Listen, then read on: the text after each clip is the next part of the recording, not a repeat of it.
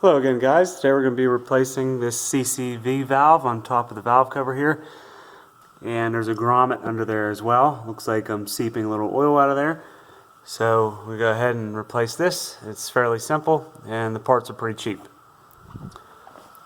And here's the part number for the CCV valve right here, and there's the grommet.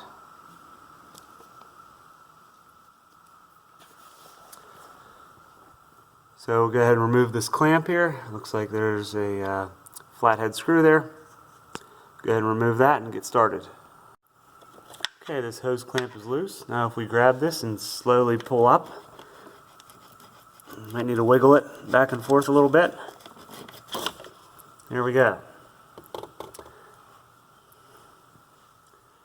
You can see the oil residue there, so this grommet is probably shot. Now you can simply pull that valve right out of the hose. Alright, to simply remove this grommet, I'd get a screwdriver and pry underneath it, and then you can go ahead and work it up and out.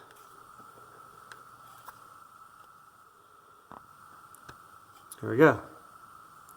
I'd go ahead and clean that up, and then just press the new one in. Okay, I wiped everything up nice and clean. Now we have the new grommet here. Slowly work it.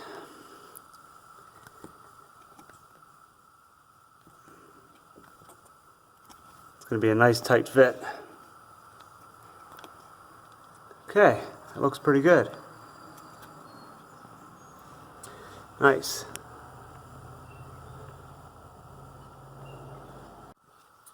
Alright, now we can take our new valve and insert it into the hose here and then swing it down and set it in place.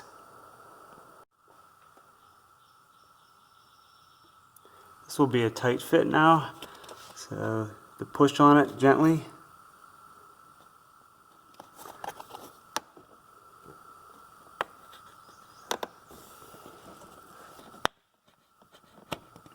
There we go.